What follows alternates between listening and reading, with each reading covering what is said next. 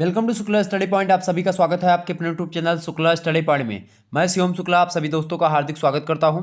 आप लोगों के लगातार कमेंट्स आ रहे थे, लगातार व्हाट्सएप पे एसएमएस, फेसबुक पे, इंस्टाग्राम पे, सभी जगह आपके एसएमएस आ रहे थे कि सर जी नाथ पंथ का वीडियो बनाइए। तो मैंने सोचा नाथ पंथ के बारे में वीडियोज़ क्यों बच्चे ज़्यादातर बोल रहे हैं, तो मुझे पता चला कि जो दीनदयाल उपाध्याय गोरखपुर विश्वविद्यालय है वहाँ पर आपका माइनर इलेक्टिव या अनिवार्य में बीए बीएससी बीकॉम सभी के दृष्टि से आपका जो पेपर कोड आपका यहाँ पर देख रहे हैं PHI 100, इसी पेपर कोड के नाम से आप देख सकते हैं। तो इस जो पेपर आपका होने वाला दीनदयाल उपाध्याय गोरखपुर विश्वविद्यालय का या अन्य किसी विश्वविद्यालय में अगर नाथ पंथ आपको पढ़ना पड़ रहा है इलेक्टिव में, माइनर में या फिर अन्य किसी परीक्षा के लिए, तो ये बहुत ही महत्वपूर्ण होगा। यहाँ तक कि नेट JRF की परीक्षाओं से भी मतलब परीक्षाओं में आप देखते हैं यहाँ से एक आध प्रश्न पूछ ही लिए जाते हैं नाथ पंथ से। ठीक है, नाथ पंथ की बात की तो बेसिकली ये हिंदी साहित्य से रिलेटेड रखता है। और उससे पहले अगर प्राचीन पूर्व मतलब चलेंगे पहले, तो वो एक प्रकार से प्राकृत और जो है पाली भाषाओं में भी आप थोड़ा बहुत देख पाएंगे। लेकिन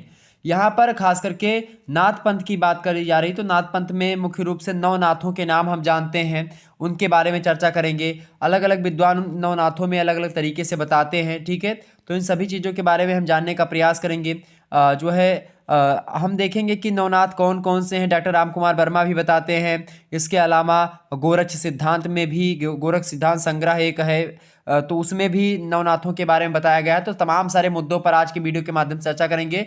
और उसके बाद में सबसे पहले हम गोरखनाथ मतलब कि जो गोरखनाथ तो इसके जो है वास्तविक परिवर्तक माने जाते हैं। तो नाथ पंथ से रिलेटेड आपका जो भी सबसे पहले शुरुआती दौर में सारी चीज़ों को समझेंगे, लय विशेषताओं से लेकर के इसके संबंध में विद्वानों ने क्या क्या कहा, सभी चीज़ों को जानते हुए फिर हम इसमें लगभग 40 से अधिक महत्वपूर्ण ऑब्जेक्टिव टाइप के प्रश्नों को छांट लिया है, उसको हम लास्ट में देखने का प्रयास करेंगे। यानी एक ही वीडियो के माध्यम से सबसे पहले आप थ्योरी को समझेंगे बड़ी विस्तार से कि आखिरकार ये है क्या, और उसके बाद में जब आप ऑब्जेक्टिव आंसर लगाएंगे तो आपका सारा आंसर एकदम से सही टिक लगेगा। क्लियर? यानी कि मैंने यहाँ पर ऑब्जेक्टिव प्रश्नों को भी शामिल किया है, तो आपको चिंता करने की आवश्यकता नहीं है। ठीक है, तो बस वीडियो में अंत तक बने रहिएगा, हर एक मुद्दे को समझने का प्रयास करेंगे। ठीक है, गोरक्ष सिद्धांत के अनुसार अगर बात किया है तो आपको पता होगा नागार्जुन पहले नाथ, नागार्जुन, जड़ भरत, हरिश्चंद्र, सत्यनाथ, भीमनाथ, गोरखनाथ, चरपटनाथ, जालंधर नाथ और मलयार्जुन, ये सब हैं।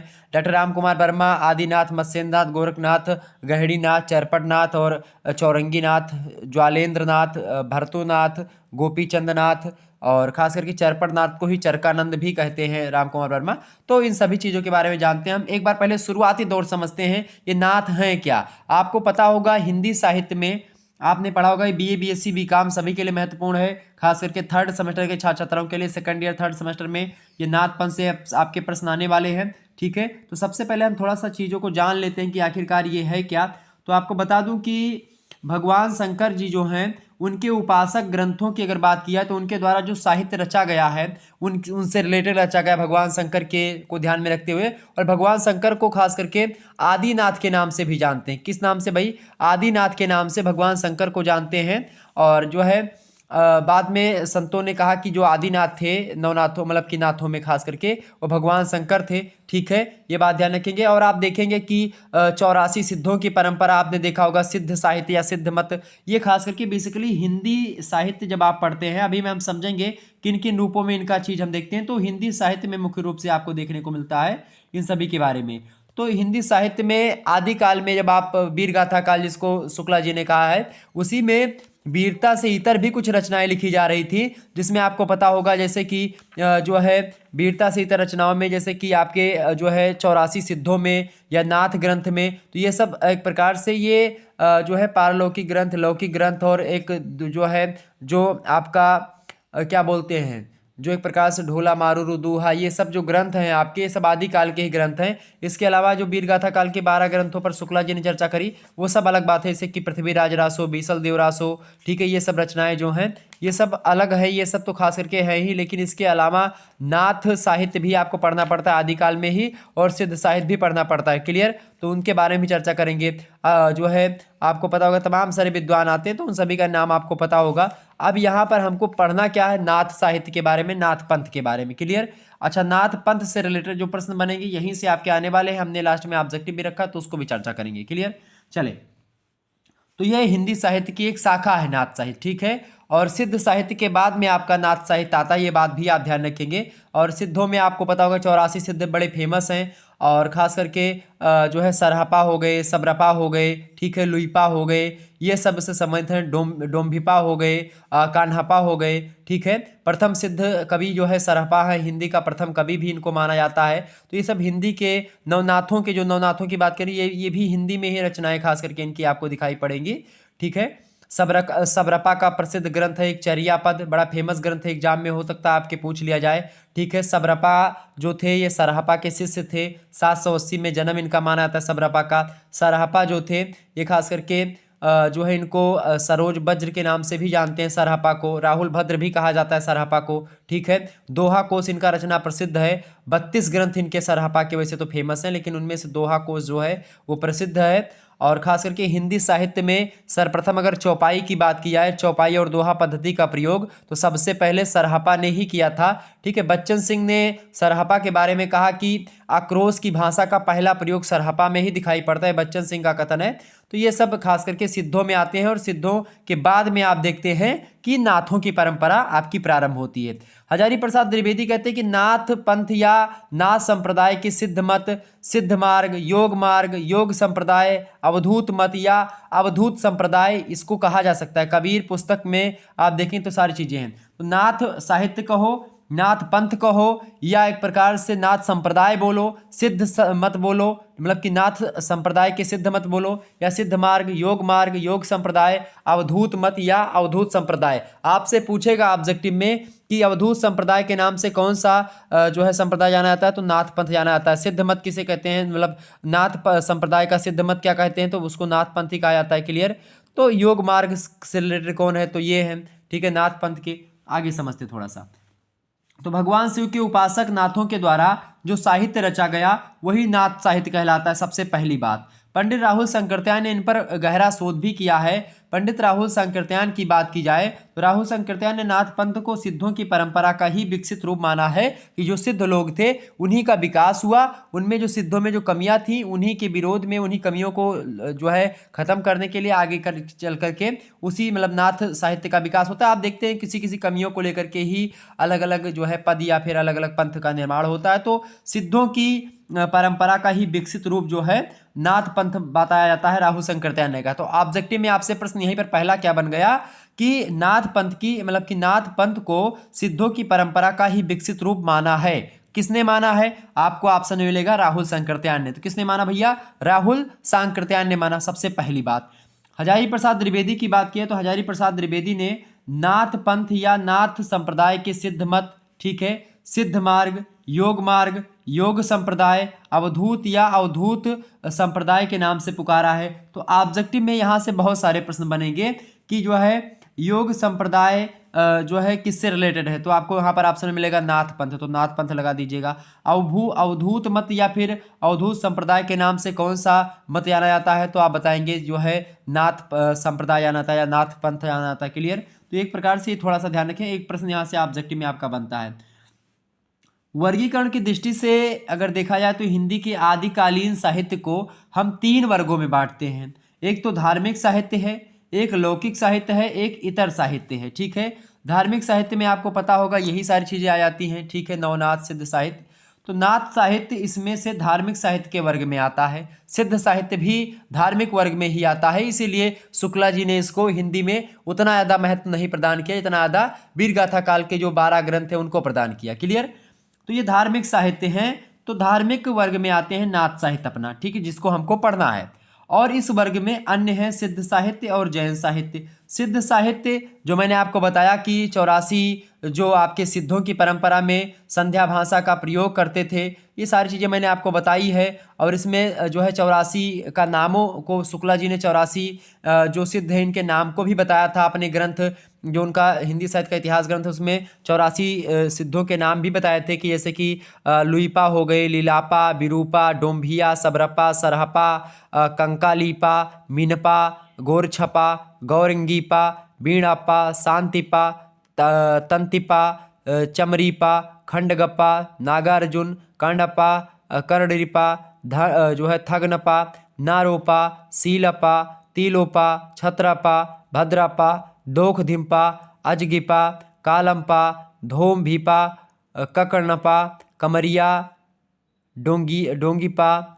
कमरीपा, डोंगीपा, भादेपा, तंधेपा, कुक्कुरिपा, कुंचपा, धर्मपा, महीपा, अंचितिपा, भल्लापा, नालिहपा, भृशकृपा, इंद्रभूति, मेकोपा, कुंडलीपा, कमरीपा, जालंधरपा, राहुलपा, धर्वरीपा, धोकरीपा, मेदनीपा, पंकजपा, घंटापा, जोगीपा, चोकुलपा, चोलुकपा, गुंडरीपा, निर्गुणपा, जयानंत और चारपीटपा, चंपकपा, भीखनपा। इसी प्रकार से बहुत सारे हैं। ठीक है, कुछ और बच्चे मैं पढ़ ही दे रहा हूँ। भालीपा, कुमरिया, चांवरिया, मणिभद्रपा यानी जिसको योगिनी कहते हैं, जो है कनखलापा, इनको भी योगिनी।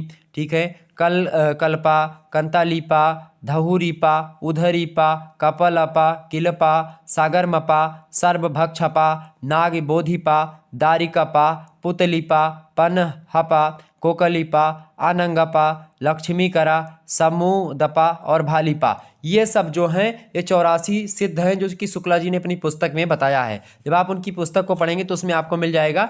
आपको बता दूं, यहाँ पर मैंने सिद्धों के नाम इसलिए आपको बनाया क्योंकि सिद्धों से और नाथों से बड़ा रिलेशन है। क्योंकि आपको पता होगा, मैं 4 नाम आपको बताने जा रहा हूँ, आप लोग नोट कर लीजिए। पहला नाम है आपका नागार्जुन का, नागार्जुन लिखेंगे, नागार्जुन। दूसरा नाम आप लिखेंगे, नागार्जुन के बाद में कौन सा नाम लिखेंगे? गोरखनाथ। नागार्जुन के बाद में क्या लिखेंगे? गोरखनाथ। ठीक है, इसके अलावा चरपट नाथ हो गए और जालंधर। ठीक है, कौन? जालंधर। ये 4 नाम जो हैं इनका नाम सिद्धों में भी आपको दिखाई पड़ेगा, यानी कि ये सिद्ध भी हैं, और ये जो है नाथों में भी इनका नाम आपको दिखाई पड़ेगा, यानी कि नाथों की परंपरा से भी जुड़ाव इनका दिखाई पड़ता है जब आप पढ़ेंगे, और सिद्धों से भी। तो 4 नाम ये ध्यान रखिएगा, एग्जाम में प्रश्न पूछा आता है, इसीलिए मैंने सिद्धों के नाम आपके लिए बताए कि सिद्ध कौन कौन से, जिनमें से 4 नाथ जो हैं आपके जालंधर, नागार्जुन, गोरखनाथ और चरपटनाथ। ठीक है, ये 4 व्यक्ति जो है ये सिद्धों की परंपरा से भी जुड़े रहे हैं और नाथों की परंपरा से भी जुड़े रहे। क्लियर? ये चीज आपकी समझ में आ गई। अब थोड़ा सा आगे बढ़ते तो सिद्ध साहित्य और जैन साहित्य जो है ये भी धार्मिक वर्ग में आता है। और मैंने जब हिंदी साहित्य का इतिहास पढ़ा रहा था आदिकाल में, फर्स्ट सेमेस्टर में आपको पढ़ाया है, धार्मिक वर्ग के अंतर्गत 3 चीजें आती हैं मुख्य रूप से। एक तो आपका जैन साहित्य, एक सिद्ध साहित्य और एक नाथ साहित्य। और नाथ साहित्य के बारे में हमको पढ़ना है। तो जो सिद्धों का एक सबसे जो है, आप देखते हैं सिद्धों की व्यवस्था जो थी वो खास करके महासुखवाद को मानते थे। ठीक है, सुख में मतलब कि वो भोग में, मतलब भोग में योग समझते थे। उसके खिलाफ में खास करके सिद्धों की यह परंपरा आती है। तो सिद्धों के महासुखवाद के विरोध में नाथ पंथ का उदय हुआ। तो आपसे ऑब्जेक्टिव में प्रश्न बनेगा कि सिद्धों के महासुखवाद के विरोध में किस पंथ का उदय हुआ? तो आप बताएंगे नाथ पंथ का। या महासुख जो है सिद्धों के किस वाद के विरोध में नाथ पंथ का उदय हुआ? तो आप बताएंगे महासुखवाद की। ठीक है, नाथों की संख्या कितनी है भाई? आपसे ऑब्जेक्टिव में यह भी प्रश्न बनता है। 9। नाथों की संख्या कितनी है? 9। सिद्धों की संख्या कितनी? 84। ये भी आपके प्रश्न बन सकता है। इनका क्षेत्र भारत का पश्चिमोत्तर भाग है। पश्चिमोत्तर भाग का मतलब क्या है? राजपूताना एरिया जो आपका पड़ता है, वहां खास करके नाथों की परंपरा रही है।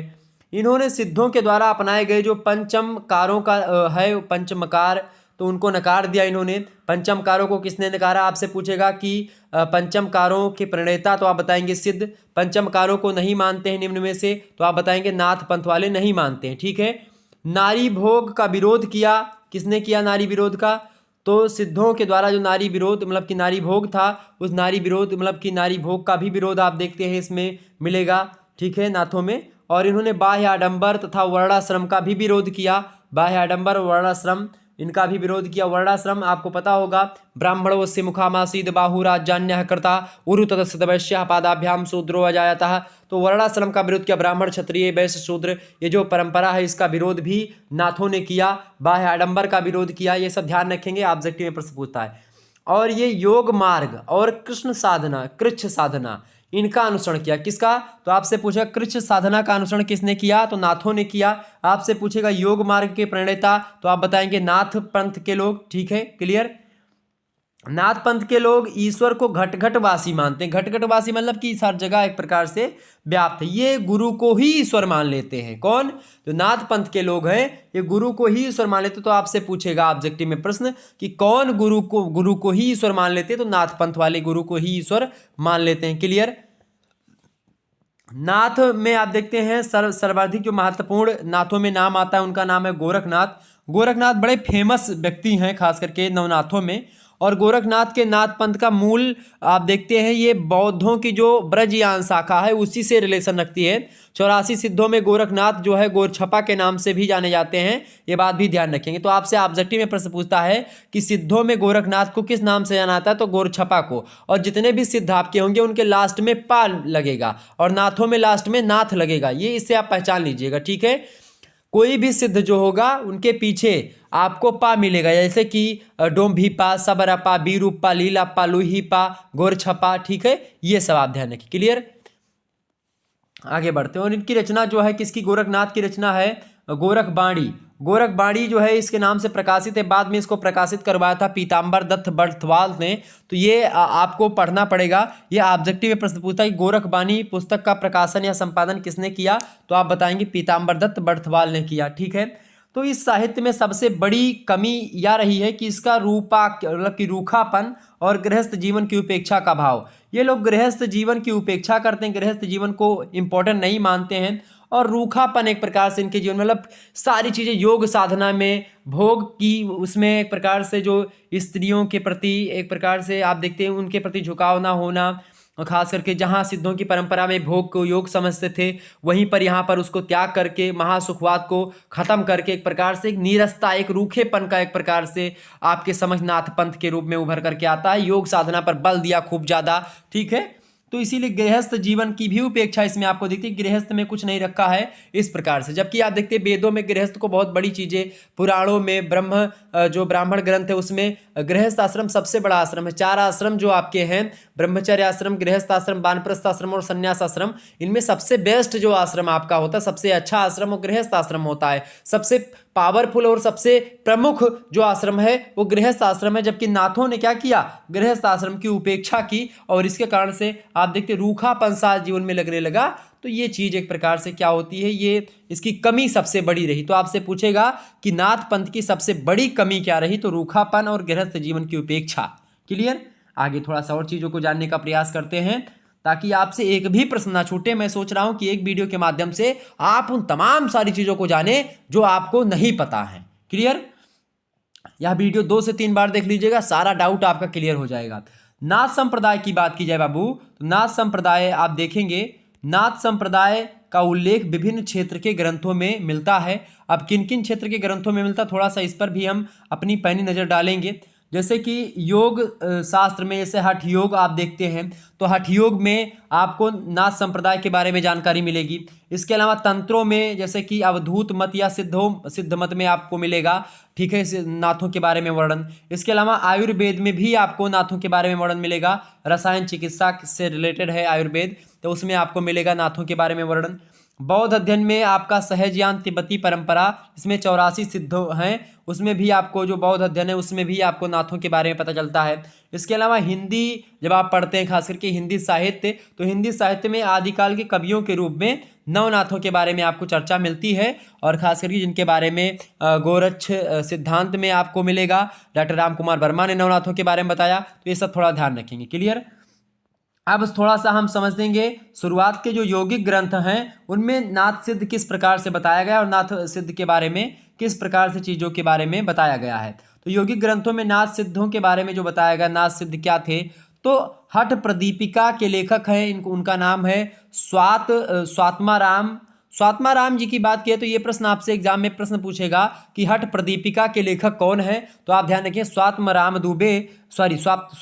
जो हैं ये हठ प्रदीपिका के लेखक है, जो कि यौगिक ग्रंथ है हठ प्रदीपिका, नाथ और सिद्धों से रिलेटेड है, ठीक है। इस ग्रंथ के प्रथम टीकाकार कौन है? तो ब्रह्मानंद हैं। ब्रह्मानंद ने क्या किया कि हठ प्रदीपिका जो सना के प्रथम उपदेश में 5 से 9वें श्लोक से 33 सिद्ध नाथ योगियों की चर्चा की है और नाथ सिद्ध कालजयी होकर के ब्राह्मण में विचरण करते हैं और इन नाथ योगियों में आप देखते हैं कि प्रथम नाथ आदिनाथ को माना गया है।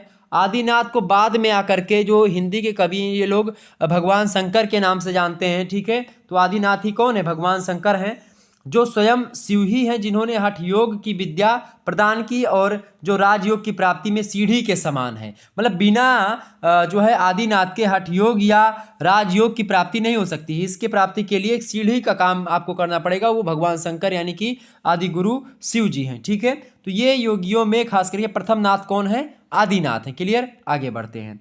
अब आयुर्वेद के ग्रंथों में नाथ सिद्धों की चर्चा किस प्रकार से मिलती है, इसको थोड़ा सा जानते हैं। देखें, तो आयुर्वेद में जो ग्रंथों में आप देखते हैं सिद्धों की चर्चा, नाथों की चर्चा मिलती है। रसायन चिकित्सा के उत्पत्ति कर्ता के रूप में आपको प्राप्त होता है, जिन्होंने इस शरीर रूपी साधन को जो मोक्ष के माध्यम से इस शरीर को रसायन चिकित्सा, पारद और अभ्रक आदि रसायनों की उपयोगिता सिद्ध किया है। पारदादि धातु घटित चिकित्सा का विशेष परिवर्तन किया था तथा विभिन्न रसायन ग्रंथों की रचना की। तो उपरोक्त कथन सुप्रसिद्ध विद्वान और चिकित्सक गणनाथ सेन ने लिखा है। तो गणनाथ सेन की बात की तो गणनाथ सेन जो हैं खास करके ये इनकी रचनाओं के माध्यम से या इनके लेख के माध्यम से हम और आप यह जान पाते हैं कि आखिरकार जो है कौन से जो है एक प्रकार से इनके बारे में, नवनाथों के बारे में पता चलता है यहाँ से भी। किससे भाई? तो आयुर्वेद ग्रंथों से, ठीक है। आगे बढ़ते हैं। तंत्र ग्रंथों में नाथ संप्रदाय किस प्रकार से बताया गया है? देखें, तंत्र ग्रंथों की अगर हम बात करें भाई, तंत्र ग्रंथों की अगर बात की जाए तो नाथ संप्रदाय के आदिनाथ कौन है? भगवान शिव हैं, यानी शिव जी हैं। मूलतः समग्र नाथ संप्रदाय शैव ही है, यानी कि शैव धर्म जो है सनातन धर्म की एक शाखा है। शैव, वैष्णव, शाक्त, तो शैव जो शाखा थी उसी शैव संप्रदाय से कहीं ना कहीं पे नाथों की उत्पत्ति आप मान सकते हैं। साबर मंत्र में कपाली को, अच्छा साबर मंत्र आपको पता होगा, साबर मंत्र अनल जहि सिरजा।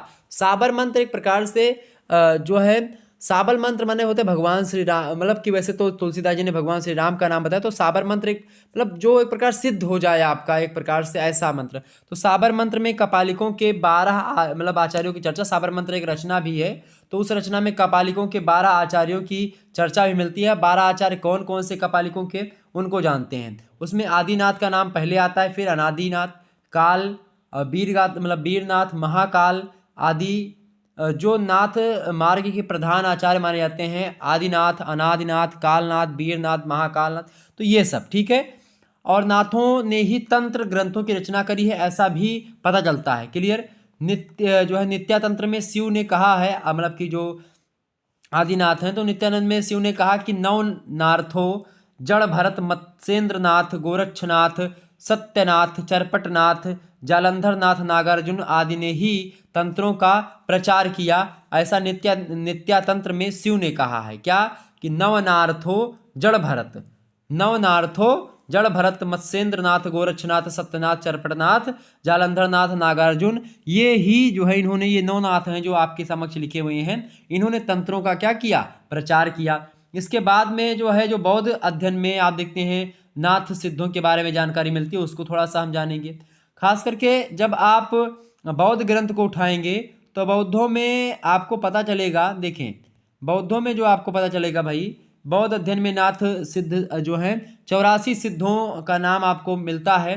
पंडित राहुल संकृत्यायन जो कि बहुत बड़े घुमक्कड़ शास्त्र लिखने वाले अथातो घुमक्कड़ जिज्ञासा, तो राहुल संकृत्यायन जी की बात किया तो उन्होंने बहुत काम किया है सिद्धों पर, नाथों पर। तो इन्होंने गंगा के पुरातत्ववांक में बौद्ध तिब्बती परंपरा के 84 सहज यानी सिद्धों की चर्चा की है, जिसमें से अधिकांश सिद्ध जो हैं वो नाथ सिद्ध योगी ही हैं, जिनमें लुईपाद, मत्स्येंद्रनाथ, गोरछपा, गोरक्षनाथ, चौरंगीपा, चौरंगीनाथ, सबरपा और सबर, ये तमाम सारे लोगों की चर्चा पंडित राहुल संकृत्यायन करते हैं, ठीक है।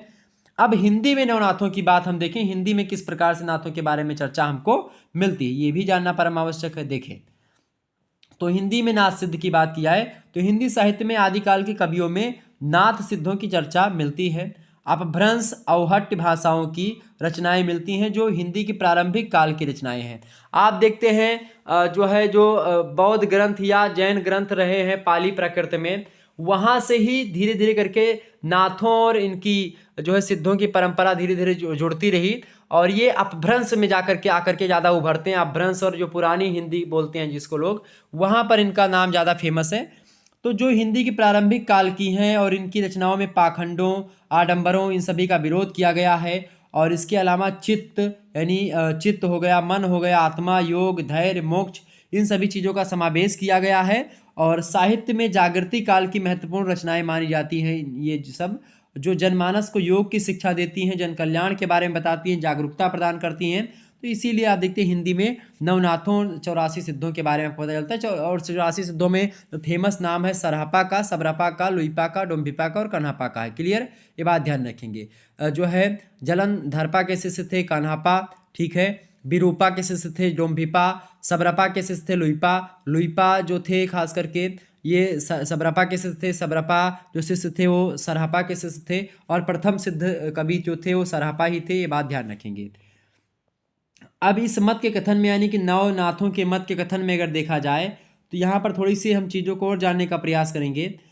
इस मत के योगी कान फड़वा कर मुद्रा धारण करते हैं। कान फड़वा कर मुद्रा, ठीक है, ये एक मुद्रा है। कान फड़वा कर मुद्रा, जो नाथ पंथ के योगी हैं ये कान फड़वा कर मुद्रा धारण करते हैं, इसीलिए इनको कनफटा योगी या फिर एक प्रकार से भागता फटा योगी, ठीक है, ये भी कहा जाता है। क्लियर, ये बात आप ध्यान रखें। तो कनफटा योगी किसे कहते हैं? नाथों को कहते हैं। और जो है आपसे पूछेगा कनफड़वा मुद्रा, कनफड़वा कर मुद्रा कौन धारण करते हैं? तो नाथ लोग करते हैं, ठीक है। कनफटा योगी किसे कहते हैं? तो नाथों को कहते हैं। भागता फटा योगी किसे कहते हैं? तो नाथों को ही कहते हैं। क्लियर, ये आपसे ऑब्जेक्टिव प्रश्न कुछ बनेंगे। अच्छा, गोरक्ष सिद्धांत संग्रह जो है उसके अनुसार नवनाथ जो है कौन कौन से, इसके बारे में आपको बता दूं। इसमें देखते हैं नागार्जुन का नाम आता है, ठीक है। नवनाथों में पहला नाम किसका आता है? नागार्जुन का। दूसरा नाम आता है जड़ भरत का। तीसरा नाम आपका आता है हरिश्चंद्र का, ठीक है। चौथा नाम आता है सत्यनाथ का। पांचवा नाम आता है आपका भीमनाथ का, ठीक है। छठवां नाम आपका आता है किसका भाई? छठवां नाम आता है आपका जो है गोरखनाथ का या गोरक्षनाथ का। सातवां नाम आपका आता है चरपटनाथ का, ठीक है। इसके अलावा आठवां नाम आता है आपका जालंधर नाथ का। नौवां नाम आता है आपका मलयार्जुन का, ठीक है। ये 9 नाथ हैं किसके अनुसार? गोरक्ष सिद्धांत संग्रह के अनुसार। इसको एकदम से ध्यान रख लीजिएगा। क्लियर, एकदम से रट लीजिएगा नवनाथों के नाम। गोरक्ष सिद्धांत के अनुसार नवनाथ ये हैं। क्लियर, कौन कौन से? नागार्जुन, जड़भरत, हरिश्चंद्र, सत्यनाथ, भीमनाथ, गोरक्षनाथ, चरपटनाथ, जालंधरनाथ और मलयार्जुन। क्लियर। अब डॉक्टर राम कुमार वर्मा के अनुसार अगर हम नवनाथों के बारे में चर्चा करें, मैंने सोचा आपको विस्तार से हर चीज़ समझाइए ताकि आपसे जो है कोई भी प्रश्न पूछे तो आप आसानी से उसके उत्तर को भी दे पाएं। क्लियर। डॉक्टर राम कुमार वर्मा के अनुसार अगर नवनाथों की बात की जाए तो डॉक्टर राम कुमार वर्मा पहले नाथ के बारे में किसको बताते हैं? पहला नाथ बताते हैं किसको भाई? आदिनाथ को। आदिनाथ पहले नाथ, दूसरे मत्स्येंद्र नाथ, और मत्स्येंद्र नाथ के बाद में गोरखनाथ। तो गोरखनाथ के गुरु कौन? मत्स्येंद्र नाथ। आदि गुरु कौन? भगवान शंकर यानी आदिनाथ। ये बात ध्यान रखेंगे। मत्स्येंद्र नाथ जो है या आदिनाथ जो है नाथ पंथ के प्रवर्तक भी माने जाते हैं। मत्स्येंद्र नाथ को भी माना जाता है, गोरखनाथ को वास्तविक प्रवर्तक माना जाता है। ये सब सारी चीज़ें ध्यान रखेंगे। क्लियर। तो इसके बाद में आप देखते हैं जो है गाहिणी नाथ। पांचवें हैं चरपटनाथ जिसको चरकानंद भी कहते हैं। छठवें हैं चौरंगी नाथ। सातवें हैं आपके ज्वालेंद्र नाथ। आठवें हैं भरतनाथ और नौवें हैं गोपीचंद नाथ। ये डॉक्टर राम कुमार वर्मा जो है इन्होंने नाथों पर शोध किया और इसके हिसाब से इन्होंने बताया कौन कौन से। एक बार फिर से सुनिएगा। आदिनाथ पहले नाथ, दूसरे मत्स्येंद्र नाथ, तीसरे गोरखनाथ, चौथे गाहिणी नाथ, पांचवें चरपटनाथ या चरकानंद, ठीक है। छठवें हैं चौरंगी नाथ, सातवें हैं ज्वालेंद्र नाथ, सातवें मतलब आठवें हैं आपके भरतनाथ और नौवें हैं गोपीचंद। क्लियर। तो आप कहीं ना कहीं पे संपूर्ण नाथ साहित्य में आप देखेंगे संपूर्ण नाथ साहित्य गोरखनाथ के साहित्य पर ही आधारित है। यानी गोरखनाथ जो है सबसे महत्वपूर्ण है। गोरखनाथ की कई सारी रचनाएं आपको मिलेंगी।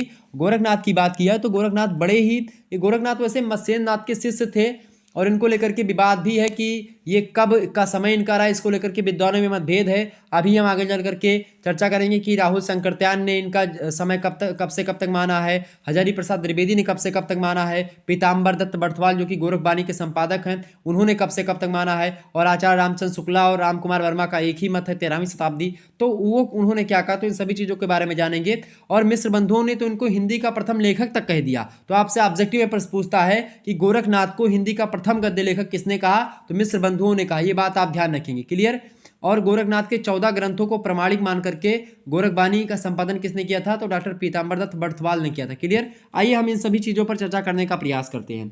तो संपूर्ण जो नाथ साहित्य है किसके साहित्य पर आधारित है भाई? तो ये गोरखनाथ के साहित्य पर आधारित है, ये बात ध्यान रखेंगे। आगे, और नाथ साहित्य जो है किसके रूप में? आपसे पूछता नाथ साहित्य किसके रूप में है? आपसे ऑब्जेक्टिव में देगा कि इसके रूप में है, संवाद रूप में है, काव्य में है, गद्य में है। तो बताइए नाथ साहित्य जो है ये संवाद रूप में। किस रूप में भाई? ये संवाद रूप में। नाथ साहित्य किस रूप में है? संवाद रूप में है। ये बात आप ध्यान रखेंगे। ऑब्जेक्टिव के लिए बहुत ही महत्वपूर्ण प्रश्न है आपका, ये प्रश्न आता ही हमेशा।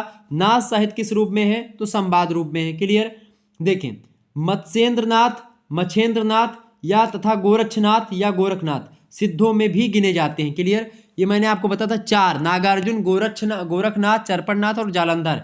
ये इतने नाम जो हैं, ये खास चार नाम ये सिद्धों में भी हैं और आपके नाथों में भी हैं। जिसमें मत्स्येंद्रनाथ का एक दूसरा नाम आपसे पूछे, मत्स्येंद्रनाथ को और किस नाम से जानते हैं? तो मच्छेंद्रनाथ या मत्स्येंद्रनाथ, दोनों नाम इन्हीं का है। ठीक है? गोरक्षनाथ या गोरखनाथ बात एक ही है। ठीक है? चूंकि आप देखते हैं जो छा होता है इसमें का छा ये खा में बदल जाता है हिंदी में आकर के, तो गोरखनाथ बोलो अपभ्रंश में, चाहे हिंदी में आकर के गोरखनाथ बोलो, बात एक ही है आपकी। ठीक है? तो ये जो है इनका नाम सिद्धों में भी गिना जाता है और नाथों में भी। तो गोरखनाथ, मत्स्येंद्रनाथ, दो नाम तो हो गए आपके। एक आपका चरपटनाथ, ठीक है, और जालंधर, नागार्जुन, इन सभी का नाम भी आप थोड़ा सा ध्यान रखेंगे। आप देखिएगा मच्छिंद्रनाथ जो है चौथे बोधिसत्व अवलोकिक मतलब कि अवलोकितेश्वर के नाम से प्रसिद्ध हैं। तो जो है मच्छिंद्रनाथ जो है चौथा बोधिसत्व हुआ था, बौद्ध ग्रंथ से रिलेटेड है ये। तो उसके अवलोकितेश्वर के नाम से भी मच्छिंद्रनाथ को जाना जाता है, ये बात ध्यान रखेंगे। तो आपसे एग्जाम में प्रश्न पूछेगा कि अवलोकितेश्वर के नाम से किसे जाना जाता है? तो मच्छिंद्रनाथ को जाना जाता है। ठीक है? और अब मच्छिंद्रनाथ जो है अवलोकितेश्वर के नाम से कब प्रसिद्ध हुए? तो चौथे बोधिसत्व के माध्यम से जानते हैं। ठीक है? आगे बढ़ते हैं। नाथों की साधना कैसी साधना है भाई? नाथों की साधना जो है ये हठ योग की साधना। कैसी साधना है? हठ योग की साधना है। किसकी? नाथों की। तो ये भी आपका ऑब्जेक्टिव हमेशा बनता है कि हठ योग की साधना किसकी है? तो नाथों की है। या नाथों की साधना पद्धति कैसी है? तो हठ योग की है। क्लियर? आगे समझते हैं। हठ योग के सिद्धांत कौन सा ग्रंथ है भाई? सिद्ध सिद्धांत पद्धति ये ग्रंथ है। इसके अनुसार जो है सिद्ध सिद्धांत पद्धति किससे संबंधित है? तो नवनाथों से संबंधित है। किससे? हठ योग से। ठीक है? इसमें जो है आपसे पूछता है कि हठ योग में हा शब्द का क्या अर्थ होता है? तो हा शब्द का अर्थ होता है सूर्य, और ठा शब्द का अर्थ क्या होता है? चंद्रमा। हा शब्द का क्या अर्थ होता है भाई? सूर्य, और ठा शब्द का क्या अर्थ होता है? चंद्रमा। अभी ऑब्जेक्टिव टाइप के प्रश्नों को मैंने रखा है, उसको लास्ट में चर्चा करने का प्रयास करेंगे जब मैं पूरे इस साहित्य पर चर्चा कर लूंगा। ठीक है? ताकि आपको कोई भी प्रश्न ऐसा ना लगे जो आपके समक्ष जो है आया हो, तो आप आसानी से सारे प्रश्नों को कर पाएंगे। तो हा शब्द का क्या अर्थ है बाबू? सूर्य। ठा शब्द का क्या अर्थ है? चंद्रमा। क्लियर? ये बात ध्यान। नाथ पंथ की विशेषताओं को थोड़ा सा हम जानेंगे कि नाथ पंथ की विशेषताएं कौन कौन सी हैं, एक साहित्यिक परिचय के रूप में। देखें, तो नाथ जो है जो साहित्य है इसकी विशेषता ये है कि बाह्य आडंबर इसका विरोध किया, कर्मकांड का विरोध आपको मिलेगा। ठीक है? नाथों में तीर्थाटन का विरोध किया, जात पात का विरोध किया। ठीक है? ईश्वर की उपासना के बाह्य विधानों का विरोध किया। ठीक है? तो एक प्रकार से यानी कि जो बाह्य विधान मतलब कि जो बाहरी आवरण करके जो है पूजा पाठ होती है, खास करके मूर्ति पूजा तो उस समय नहीं बताई इन्होंने, लेकिन बाह्य उपासना अगर आप करते हैं कि बाहरी मन से करते हैं, उनको आगे सामने रख करके अंत साधना पर इन लोगों ने बल दिया। ठीक है? तो सबसे पहली बात किसका किसका विरोध किया नाथों ने? बाह्य आडंबर का विरोध किया, कर्मकांडों का विरोध किया, तीर्थाटन का विरोध किया, यानी तीर्थ जाने वाला विरोध जो होता है, कर्मकांड मतलब होता है जो पूजा पाठ होती है, कथा भागवत होती है, इसका विरोध किया। बाह्य आचार मतलब जो एक प्रकार से जो बाह्य आचार होता है जिसको बाह्य आडंबर कहते हैं, तो उसका भी विरोध किया, जो गलत चीजें उनका विरोध किया। जात पात का विरोध किया, ईश्वर के जो बाह्य उपासना है उनका विरोध किया। लेकिन सारे विरोध इनके जायज नहीं है, ये बात भी ध्यान रखेंगे। लेकिन आपको पढ़ना तो ये जान लीजिए कि इन्होंने विरोध किया इन चीजों का। क्लियर? आगे थोड़ा सा जानते हैं। और इन्होंने किस पर बल दिया भाई? अंत साधना पर बल दिया। तो आपसे पूछेगा कि सिद्धों ने किस साधना पर बल दिया? तो हठ योग की साधना पर तो बल ही दिया, लेकिन आपको अंत साधना अगर उसमें मिले तो लगाइएगा अंत साधना, क्योंकि हठ योग जो होता है अंत साधना के द्वारा ही संपन्न होता है। तो अंत साधना पर इन लोगों ने बल दिया, ये बात भी आप ध्यान रखेंगे। क्लियर? अच्छा, जो मत्स्येंद्र नाथ है इनके बारे में भी हमें चर्चा करेंगे, गोरखनाथ के बारे में चर्चा करेंगे, थोड़ा सा इन सभी के बारे में चर्चा करेंगे, इनके ग्रंथों के बारे में आपको बताएंगे। क्लियर? ये बात ध्यान रखेंगे। आगे बढ़ा जाए। अंतर साधना पर बल दिया। इसके अलावा जो है नाथों की अगर बात किया तो नाथों की जो शुद्धि है ये चित्त को शुद्धि की बात करते हैं। चित्त शुद्धि माने मन शुद्ध हो आपका, ठीक है, मन शुद्धि की बात करते हैं, ठीक है। और सदाचार में ये लोग विश्वास करते हैं। किसमें विश्वास करते हैं नाथ लोग? नाथ लोग सदाचार में विश्वास करते हैं, चित्त शुद्धि की बात करते हैं, मन शुद्धि की बात करते हैं। ये बात आप ध्यान रखेंगे। किसकी बात? चित्त शुद्धि की बात। चित्त शुद्धि की बात कौन करते हैं? तो आपको आपसे ऑब्जेक्टिव में देगा सिद्ध नाथ कौन, तो आप बताएंगे सिद्ध लोग, ठीक है। सदाचार में विश्वास कौन करते हैं? तो नाथ लोग करते हैं। नाथ लोग ही चित्त शुद्धि और सदाचार में विश्वास करते हैं। नाथ लोग गुरु की महिमा को भी बताते हैं खूब, ठीक है। गुरु की महिमा मतलब ईश्वर को गुरु से, मतलब गुरु को ईश्वर से अधिक जो है इंपॉर्टेंट देते हैं, खास करके नाथ लोग, ठीक है। नारी निंदा भी एक प्रकार से इसमें आपको दिखाई पड़ेगी। गृहस्थ का विरोध भी आपको दिखाई पड़ेगा, नारी निंदा दिखाई पड़ेगी। भोग विलास की कड़ी आलोचना है, यानी कि जो एक प्रकार से भोग विलास, चूंकि सिद्धों में भोग विलास को, भोग को योग ही समझाता था, तो उसी के विरोध में चूंकि नाथों की उत्पत्ति हुई, तो नाथ लोग क्या करते थे? ये भोग विलास की कड़ी निंदा इन लोगों ने करी। भोग विलास मतलब आप जो एक प्रकार से गृहस्थ जीवन में रह करके स्त्रियों के साथ जो एक प्रकार से जो क्रिया प्रतिक्रिया, तो उन सभी चीज़ों का इन्होंने विरोध किया, यानी कि भोग विलास की कड़ी निंदा करी, भोग विलास की निंदा करी। चूंकि जो सिद्ध लोग थे वो भोग में योग समझते थे, भोग विलास करते थे, उसमें कोई दो राय नहीं, मतलब कि वो लोग उस पर विश्वास करते थे, उसमें उसमें वो होना चाहिए भोग विलास। लेकिन इन लोगों ने क्या करी? कड़ी निंदा करी। ये बात भी ध्यान रखेंगे। इसके अलावा गृहस्थ के प्रति अनादर का भाव इनके मन में था, यानी जो गृहस्थ आश्रम से रिलेटेड लोग थे उनके प्रति अनादर का भाव इनके दिमाग में रहता था नाथों के, ठीक है। ये बात भी ध्यान रखेंगे, यानी कि गृहस्थ आश्रम का विरोध किया, ठीक है, भोग विलास का विरोध किया, बाह्य आडंबर का विरोध किया। नारी के प्रति इनका दृष्टिकोण उतना अच्छा नहीं रहा है, ये बात भी ध्यान रखेंगे। सिद्धों में भी इसी प्रकार से रहा है, लेकिन उससे पहले आप वेदों में जाएंगे तो नारी को एक प्रकार से एक देवी के रूप में माना गया। तो ये सारी चीजें हैं, तो गृहस्थ के प्रति अनादर का भाव इसमें आपको दिखाई पड़ेगा। इसके अलावा इंद्रिय निग्रह, वैराग्य, शून्य समाधि, नाड़ी साधना, कुंडलिनी जागरण, इंगला पिंगला सुषुम्ना, ये सब नाड़ियां हैं। इंगला पिंगला सुषुम्ना, ये 3 नाड़ियां आपकी हैं, ठीक है। और नाड़ी साधना में आप देखते हैं एकदम से नाड़ी साधना की एक स्थिति होती है, किसी दिन आपको समझा देंगे, ठीक है।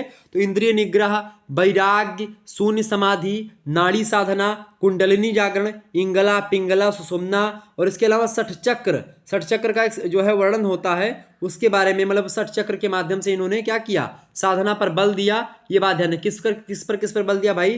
तो इंद्रिय निग्रह पर बल किसने दिया? नाथों ने दिया। आपसे ऑब्जेक्टिव में कई प्रश्न से बनेंगे। इंद्रिय निग्रह पर बल किसने दिया? नाथों ने दिया। वैराग्य पर बल किसने दिया? नाथों ने दिया। शून्य समाधि को कौन ध्यान में रखता है? शून्य समाधि कौन करता है? नाथ करते हैं। नाड़ी साधना पर कौन बल देता है? नाथ करते हैं। कुंडलिनी जागरण की व्यवस्था किस पंथ में है? नाथ पंथ में है। इंगला पिंगला और सुषुम्ना नाड़ी के बारे में कहाँ पर बताया गया है? नाथों ने बताया है। 60 चक्र के बारे में कहाँ पर 60 चक्र की साधना पर बल किस में दिया गया? किस पंथ में? नाथ पंथ में दिया गया। ये चीजें आप ध्यान रखिएगा, एकदम से रट लीजिएगा, आपकी परीक्षा की दृष्टि से बहुत महत्वपूर्ण है। अभी ऑब्जेक्टिव प्रश्न हमने और रखे हैं, उन पर चर्चा करने का प्रयास करता हूं, तो चिंता करने की आपको कोई आवश्यकता नहीं है। आगे बढ़ते हैं। इसके अलावा और चीजों को ध्यान रखेंगे। उलटबासी, रहस्यात्मकता, प्रतीक और रूपकों का प्रयोग भी इन लोगों ने किया। अच्छा, ये सब चीजें रहस्यात्मकता, उलटबासी, प्रतीक, रूपक, इन सभी का प्रयोग आप कबीर में देखेंगे। अच्छा, नाथों से ही जुड़े हैं, नाथों सिद्धों की परंपरा को आगे बढ़ाया भक्ति काल में आकर के कबीर वगैरह ने, जो निर्गुण ज्ञानासरी जो शाखा है उसके लोगों ने, ठीक है। ये बात है। जाति पात पूछे नहीं कोई, ठीक है, का बाभन को इसका शूद्रा, ये कबीरदास कहते हैं, ठीक है। इसके अलावा कबीरदास कहते हैं कि पाहन पूजे हर मिले तुम, हम पूजे पहाड़, ताते तो चकिया भली पीस का संसार। मूर्ति पूजा का विरोध किया, ठीक है। लेकिन मूर्ति पूजा का एक अपना अलग स्थान है। मैं इस पर तर्क जो है देना जो है चाहता तो दे सकता हूं, कोई दिक्कत की बात नहीं, लेकिन फिर भी इस पर तर्क देना उचित नहीं है। वैसे तो मैं बताऊं, मूर्ति पूजा इसलिए किया जाता है ताकि क्या हो, आपका मन चंचल मतलब जो है ये भटक जाता है। तो गृहस्थ में रहते हुए मूर्ति पूजा करना परम आवश्यक है। इसलिए आवश्यक है चूंकि आपका ध्यान भंग होगा, और ध्यान चूंकि जब आप जंगल में जाएंगे बैठेंगे तो हो सकता है ध्यान ना भंग हो आपका, लेकिन अगर आप घर में रह करके पूजा पाठ करेंगे तो ध्यान आपका भंग होगा। इसलिए मूर्ति को ध्यान में रख करके, और मूर्ति इसलिए युवावस्था में बनाई जाती ताकि आप जो है किसी भी युवावस्था की स्त्री को देखें तो आपको उसमें मातृत्व का भाव नजर आए। माता दुर्गा जी की फोटो इस प्रकार से इतनी सुंदर और इतनी दिव्य बनाई जाती ताकि आपको उनमें मातृत्व का भाव, हर एक सुंदर स्त्री के प्रति मातृत्व का भाव आपके दिमाग में नजर आए। भगवान राम का क्या सिद्धांत था? भगवान राम कहते थे दुनिया में, सॉरी उन्होंने कहा कि अपनी नारी को छोड़ सभी दुनिया में जितनी नारी हैं, रिश्ते में मेरे कुछ और नहीं, माँ बेटी बहन हमारी हैं। इस प्रकार की विचारधारा जो है वो पहले से विद्यमान थी। लेकिन इन लोगों ने क्या किया कि ये खास करके कबीर की परंपरा में आप देखते हैं, कबीर ने भक्ति परंपरा में इस चीज़ों को और बढ़ावा दिया। यानी कुछ हद तक आप देखेंगे ये भी सही है, कुछ हद तक आप देखिए वेद पुराणों में सारी चीज़ सही है, कुछ हद तक ये से मतलब कुछ कुछ चीज़ें सबकी सही हैं, कुछ कुछ चीज़ें सबकी गलत है। लेकिन ना तो सब गलत है ना तो सब सही है, ये बात भी आप ध्यान रखेंगे। कोई भी दुनिया का कोई भी सिद्धांत, कोई भी विचारधारा 100% या 90% हो ही नहीं सकती है। उसमें 10 या 20% कमियां या एक प्रकार से 40-45%, 50% तक कमियां होती हैं। ठीक है, ये बात आप ध्यान रखेंगे। अधिकतम 50% कमियां हो सकती हैं, न्यूनतम की तो बात की जाए मतलब कमियां तो होती हैं, इसमें कोई दो राय नहीं है। तो ये मत मानिएगा कि यही विचारधारा सही है, ये गलत है, ये एकदम से सही है, ये एकदम से गलत। ना ना ना ना, आपकी विचारधारा भी सही है, उसकी विचारधारा भी सही है। लेकिन आप अपने नजरिए से देखेंगे तो आपकी विचारधारा सही लगेगी, उसकी गलत लगेगी। लेकिन उसके नजरिए से देखेंगे तो वो विचारधारा आपको सही लगेगी, आपकी गलत लगेगी। यानी कि ना तो कोई सही है ना कोई गलत है, सब कुछ सही है, सब कुछ गलत है। कुल मिलाकर के जो आपको अच्छा लगे जरूरी नहीं वही सबको सही लगे या सबको अच्छा लगे। तो सभी का सम्मान करो, सभी की इज्जत करो, सभी के बारे में एक प्रकार से किसी का विरोध नहीं और किसी का ज्यादा समर्थन नहीं। अपना न्यूट्रल रहो, आराम से जिंदगी काट लो। क्लियर? तो उलटबासी, रहस्यात्मकता, प्रतीक और रूपकों का प्रयोग नाथों के अंदर देखा गया। तो उलटबासी का प्रयोग किस पंथ में? नाथ पंथ में। आगे चल करके इसका प्रयोग कबीरदास भी करते हैं। रहस्यात्मकता नाथों में दिखाई पड़ेगी, प्रतीकों का प्रयोग, रूपकों का प्रयोग किया। ठीक है, इसके अलावा सदुक्कड़ी भाषा का प्रयोग। सदुक्कड़ी भाषा मतलब साधुओं के बीच में जाओ तो जो भाषा मिलती है उनके बारे में, मतलब कि कहीं मतलब कोई भाषा एक नहीं थी। सदुक्कड़ी पंचमेल खिचड़ी से कबीरदास की थी, ठीक उसी प्रकार से नाथों की भाषा भी सदुक्कड़ी भाषा। सदुक्कड़ी माने होता साधुओं के बीच बीच में जब आप, क्योंकि गुरु इसमें महत्वपूर्ण है, तो गुरु का ज्ञान लेने के लिए जब बैठते थे लोग और तो गुरु लोग बताते थे तो उन्हीं भाषा का प्रयोग, कहीं ये इस गुरु से कुछ सीखा, उस गुरु से कुछ सीखा, उस गुरु से कुछ सीखा, तो इसी प्रकार से ये परंपरा जो है सदुक्कड़ी भाषा का प्रयोग हो गया। तो आपसे पूछेगा नाथों की भाषा कौन सी है, तो आपको सदुक्कड़ी मिलेगा, तो लगा दीजिएगा। ठीक है, वैसे अपभ्रंश भाषा का प्रयोग, अपभ्रंश और हट की मिलीजुली, हिंदी की मिलीजुली भाषा का प्रयोग है। ठीक है, इसके अलावा जन भाषा का परिष्कार इसमें हुआ, यानी जन भाषा जो थी उसको बढ़ावा मिला, जो जन भाषा थी उसको आगे बढ़ाने का प्रयास किया। ठीक है, इसके अलावा अब थोड़ा सा हम समझ लेते हैं गोरखनाथ जो कि सबसे इंपॉर्टेंट नवनाथों में से एक हैं। गोरखनाथ की बात किया है तो ये गोरखनाथ जो है मत्स्येंद्र नाथ के शिष्य, सबसे पहले तो ये जानो। इसके अलावा इनको लेकर के विवाद यह है, इनके लेकर के विद्वानों में मत एक नहीं है, यानी इन विद्वानों में क्या है, विवाद है। यहाँ पर मत एक के लिए होगा, तो विद्वानों में क्या है, विवाद है। कौन कौन सा विवाद है? जैसे पंडित राहुल संकीर्त्यान की बात की जाए तो पंडित राहुल संकीर्त्यान जो है ये कहते हैं, राहुल संकीर्त्यान जी की 845 ईस्वी के आसपास इनका जन्म हुआ है। किसका? जो है मतलब गोरखनाथ का। गोरखनाथ मतलब 845वीं मतलब 845 ईस्वी के आसपास के हैं। ठीक है, जबकि हजारी प्रसाद द्विवेदी जी इन्होंने भी गोरखनाथ के संदर्भ में कहा कि 9वीं शताब्दी से रिलेटेड है। अच्छा, 9वीं शताब्दी मतलब हो गया 845, यानी कि 801 से लेकर के 900 ईस्वी तक का जो ये 100 वर्ष का समय काल है, ये हजारी प्रसाद द्विवेदी कहते हैं कि इसी में इनका जन्म वगैरह रहा होगा, इसी समय के हैं। पीताम्बर दत्त बर्थवाल इनको कहते हैं 11वीं शताब्दी के, यानी कि 1001 ईस्वी से लेकर के 1100 ईस्वी तक का जो समय काल है, ये मतलब कि गोरखबानी में के संपादक पीताम्बर दत्त बर्थवाल जो है ये कहते हैं 11वीं शताब्दी से रिलेशन रखते हैं मतलब कि गोरखनाथ। तो आपसे ऑब्जेक्टिव में प्रश्न पूछेगा कि गोरखनाथ को 845 ईस्वी में जन्म किसने माना, तो राहुल संकीर्त्यान ने माना। हजारी प्रसाद द्विवेदी ने गोरखनाथ को किस शताब्दी से मतलब संबंधित कहा है, 9वीं शताब्दी। हजारी प्रसाद मतलब कि पीताम्बर दत्त बर्थवाल ने किस शताब्दी से संबंध बताया है, तो 11वीं शताब्दी से। ठीक है, ये सब प्रश्न आप ध्यान रखेंगे, ऑब्जेक्टिव में ये सब प्रश्न आपसे पूछेगा। आपसे पूछेगा कि रामचंद्र शुक्ला और राम कुमार वर्मा इन दोनों ने कौन सी शताब्दी माना, तो 13वीं शताब्दी माना, यानी कि 1200 से लेकर के 1300 ईस्वी के बीच का समय काल माना है रामचंद्र शुक्ला जी ने और राम कुमार वर्मा जी ने। ठीक है, किसका, तो गोरखनाथ का समय। ठीक है, और ये मत्स्येंद्र नाथ के शिष्य थे, सबसे बड़ी बात ये ध्यान रखेंगे। क्लियर? और वास्तविक मतलब कि प्रवर्तक अगर बोले तो जो है इनका, तो वही। ठीक है, वास्तविक प्रवर्तक किसके, नाथों के वास्तविक प्रवर्तक कौन है, मत्स्येंद्र नाथ हैं। और आपको बता दूं मत्स्येंद्र नाथ जो है, सॉरी वास्तविक प्रवर्तक जो है वो कौन है, गोरखनाथ हैं। गोरखनाथ के गुरु कौन है? मत्स्येंद्रनाथ। मत्स्येंद्रनाथ के गुरु आपके आदिनाथ हैं, ठीक है। अच्छा, गोरखनाथ अपने पहले गुरु किसको मानते हैं, यानी सबसे प्रथम गुरु गोरखनाथ का कौन है? तो वो आदिनाथ है, यानी कि भगवान शिव स्वयं है, ठीक है। मत्स्येंद्रनाथ की बात की तो मत्स्येंद्रनाथ का वास्तविक नाम क्या है, ये बात ध्यान रखेंगे, ऑब्जेक्टिव में प्रश्न पूछा गया था।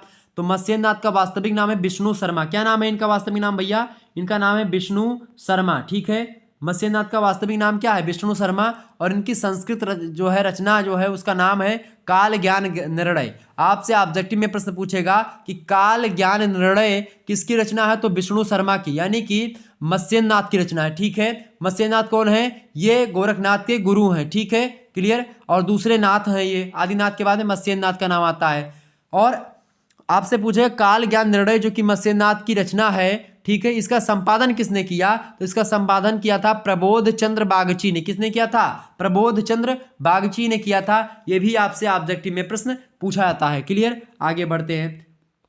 गोरखनाथ आपसे प्रश्न पूछा, मतलब कि देखिए, गोरखनाथ आदि शिव को अपना पहला गुरु मानते हैं। तो आपसे ऑब्जेक्टिव में प्रश्न यह भी पूछा जाता है कि गोरखनाथ अपना मतलब कि गोरखनाथ अपना पहला गुरु किसे मानते हैं? तो आदिनाथ को। गोरखनाथ के गुरु कौन है? वैसे तो मत्स्येंद्रनाथ हैं, ठीक है। ये सारी चीजें आप ध्यान रखेंगे। इसके अलावा आपसे प्रश्न यह पूछता है कि किसने गोरखनाथ को हिंदी का पहला गद्य लेखक माना है? तो मिश्र बंधुओं ने। मिश्र बंधु इतिहास लेखक है हिंदी साहित्य के, तो मिश्र बंधुओं ने गोरखनाथ को हिंदी का पहला गद्य लेखक माना है। किसने? जो है मिश्र बंधुओं ने। ये चीज आप ध्यान रखेंगे। तो यहां से आपके ऑब्जेक्टिव प्रश्न बहुत बनने की संभावना थी, इसीलिए हमने इन सभी प्रश्नों को बताने का प्रयास किया। अभी बहुत सारे आपके जो है चीजें बची हुई हैं, और आपको बता दूं कि ऑब्जेक्टिव प्रश्न आपके लगभग जो 40 आपके पूछे जाने 45 उनके बारे में भी बताऊंगा। और बहुत सारे प्रश्न यहाँ से लगभग आपके लगभग 200 से अधिक प्रश्न, लगभग 150-200 प्रश्न आपके तैयार हो जाएंगे एक ही वीडियो के माध्यम से, ठीक है। घुमा फिरा करके पूछेगा तो आप आसानी से, एक बार आपके दिमाग में सारी चीजें समझ में आ गई होंगी, समझे। आगे बढ़ते हैं। गोरखनाथ, तो गोरखनाथ का नाथ योग की ही क्या है? वामाचार का विरोधी शुद्ध योग मार्ग बना। तो आपसे पूछेगा वामाचार का शुद्ध विरोधी मार्ग कौन बना? तो गोरखनाथ का जो नाथ योग है वही बना, क्लियर। तो इस प्रकार से नाथ योग के बारे में आपने कुछ चीजों को समझा। अच्छा, डॉक्टर पीताम्बर दत्त बर्तवाल का नाम बड़ा फेमस है, खास करके गोरख बानी के संपादक हैं वह, ठीक है। और गोरखनाथ आपने फर्स्ट सेमेस्टर में गोरखनाथ आपके पाठ्यक्रम में संकलित हैं, तो उनके बारे में आपने पढ़ा होगा। तो डॉक्टर पीताम्बर दत्त बर्तवाल ने गोरखनाथ के 14 ग्रंथों को प्रमाणिक माना है। तो आपसे ऑब्जेक्टिव में पूछेगा कि जो है गोरखनाथ के 14 ग्रंथों को प्रमाणिक किसने माना है? तो डॉक्टर पीताम्बर दत्त बर्तवाल ने माना है। उसका संपादन किस नाम से किया है? तो उनके वाणियों का संग्रह जो है गोरखनाथ के, उसका नाम है गोरख बाणी। गोरख बाणी जो है, जिस प्रकार से कबीर के वाणियों का संग्रह कौन सा बीजक है, डॉक्टर श्याम सुंदर दास ने उसका प्रकाशन करवाया था, संपादन किया था।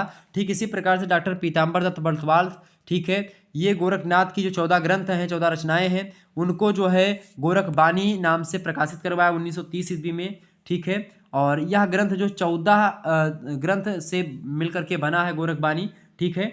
14 ग्रंथ कौन कौन से इनके? 14 ग्रंथ जो है गोरखनाथ के वो कौन कौन से, थोड़ा सा ध्यान रखेंगे। 14 ग्रंथ, जो पहला ग्रंथ इनका गोरखनाथ का था शब्द, ठीक है, शब्द को लेकर के लिखा। दूसरा पद, ठीक है। तीसरा कौन से हैं? शिष्य दर्शन। शिष्य दर्शन क्या होता है इसके बारे में बताया।